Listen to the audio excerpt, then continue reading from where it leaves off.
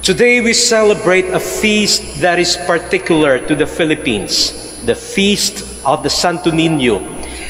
Napakalakas ng ating debosyon ng mga Pilipino sa imahe ni Cristo bilang Santo Niño, kaya't binigyan tayo ng special indulge ng Roma upang ipagdiwang ang ikatlong linggo ng Enero para sa kapistahang ito.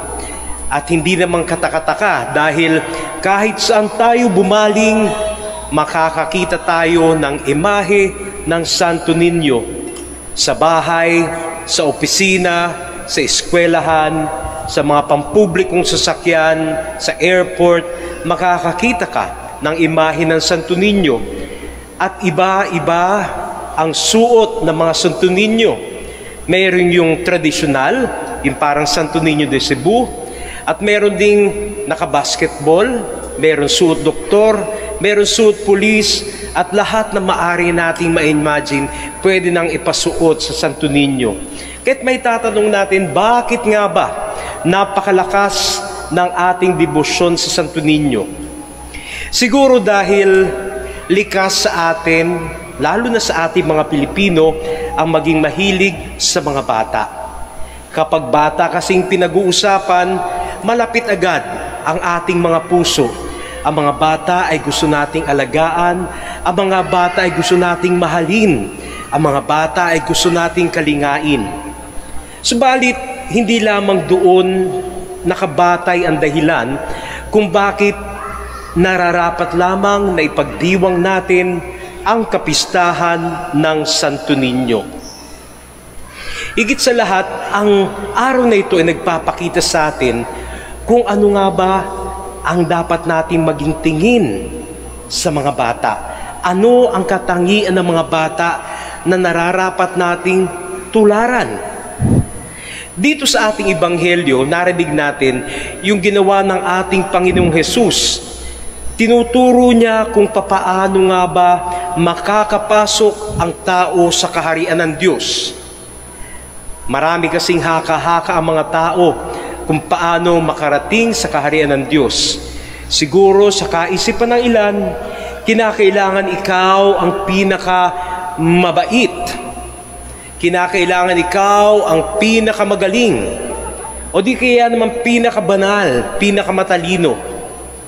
Pero para ipaliwanag kung papaano nga ba makapasok sa kaharian ng Diyos, ang ginawa lamang ng Panginoon, kumuha siya ng isang bata.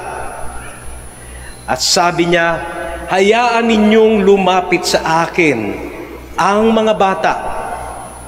Huwag niyo silang pigilan dahil sa kanila, nasa sa kanila ang kaharian ng Diyos. At dinugtungan pa ng ating Panginoon, sabi niya, ang sino mang hindi tumatanggap ng kaharian ng Diyos tulad ng isang bata ay hindi makakapasok dito. Sa makatwid, kung gusto nating pumasok sa kaharian ng Diyos, kinakailangan maging tulad tayo ng isang bata. Alam natin yung mga usual na katangian ng mga bata. Inosente, mabait, madaling i-guide, susunod sa iyo yan. Pero palagay ko, hindi doon nakabatay yung gustong ipaliwanag ng ating Panginoon, kaya niya ginamit yung bata. Nung panahon ni Jesus, ang mga bata ay mga hindi mahalagang tao. They were insignificant. Kasama nila yung mga widows, yung mga mahihirap, at yung mga bata. Sila yung mga itinuturing na insignificant doon sa kanilang society. Kaya hindi mo pag-aaksayahan ng panahon. Hindi mo paglalaanan ng oras dahil mga bata lang naman yan. Huwag mo nang paglaanan ng maraming pagtuturo, mga bata lang yan. Hayaan mo na, hindi importante. But there is something about that. The insignificance of a child. Because in that insignificance of a child, when we strive to be as insignificant of a child, yun ang magiging dahilan kung bakit tayo makakapasok sa Panginoon. Because in that insignificance, we can see humility. And humility is a big factor kung papaano tayo makakapasok sa kaharian ng Diyos. Akala ng mga tao, kinakailangan para makapasok sa kaharian ng Diyos, ikaw ang pinakamagaling, pinakamatalino, pinakasikat. But Jesus said, no. You have to learn to be insignificant. Di ba tayo mga tao, tayo mga Pilipino, gustong-gusto natin nadidikit tayo sa mga taong popular. Halimbawa, may sikat na artistang dumating. Anong gusto natin mangyari? Magpapa-selfie tayo. Kailangan makapagpa-selfie tayo para maipakita natin sa ating mga kakilala, oy, may picture ako, sikat na tao yung kasama ko. O di kaya naman dumating yung presidente ng Pilipinas. Gusto natin makapagpa-selfie, oy, may picture ako, kasama ko yung presidente ng Pilipinas. Dahil somehow kapag naiisip natin na kapag kadikit natin ang isang sikat, yung kasikatan niya, it will rub off to us. Kahit papaano meron tayong bragging rights. Napapansin niyo ba? Hindi naman tayo magpapapicture sa mga pulubi sa labas. Hindi naman tayo magpapapicture kung hindi sikat yung isang tao. Sabihin natin, sino ba naman yan? Bakit ko pag-aakse ng panahon? Pero we take time para magpapicture sa mga taong may pangalan. And even in how we move in society, di ba? Halimbawa, how do we work in the government? Para mabilis yung mga papel mo, proseso mo, kailangan may kilala kang big name sa gobyerno para mapadali yung iyong kung ano man yung pinapalakad mo. So, parang yung kultura natin, it gravitates toward those people who are popular. It gravitates towards people who are important, very significant. Pero sabi ng Panginoon, kung gusto mo makapasok sa kaharian ng Diyos, huwag mo masyadong pag-aksayan ng panahon na to associate with the big shots lamang. Don't spend your time trying to belong to people who are in power.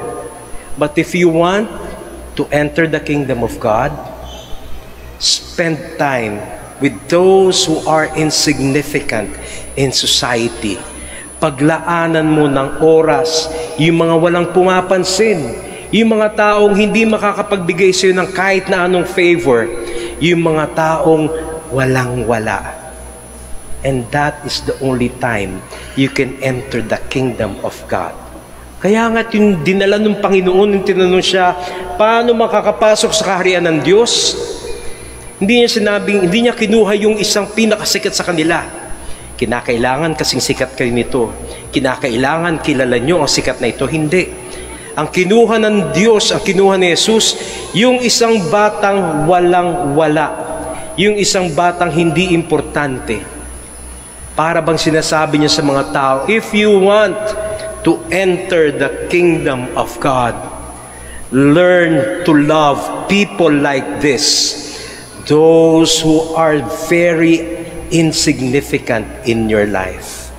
Kasi di ba napakadaling i-ignore yung mga taong wala namang favor na may bibigay sa atin? Napakadaling i-ignore yung mga taong nandun lang sa kalsada, parang di nala natin pansinin, pero mas gusto nating pagkaabalahan yung mga taong may maibibigay na pabor sa atin, yung mga politiko, yung mga matataasang posisyon, yung mga sikat. We would love to be with them. But Jesus says, remain humble. You don't need these things to go to the kingdom of God. Dahil ang kailangan lamang sa kaharian ng Diyos, bukod sa pusong mapagpakumbaba, ay yung pusong kayang magmahal ng mga taong walang nagmamahal. And I believe that that is the biggest message that we are being given as we celebrate the feast of the Santo Niño. It's not simply about the youthfulness of a child. It's not simply about the innocence of the child. It's more than just the purity of the child, but it is about learning to love those who are little, learning to love those who are insignificant. So as we pray in this feast day of the Santo Niño, may we not only learn to imbibe the characteristics of a child, but in our life, may we learn always to love those who are little, those who are insignificant in society. And I believe that if we do that all the time, Jesus will be telling us, "Come, my child, enter the kingdom of God."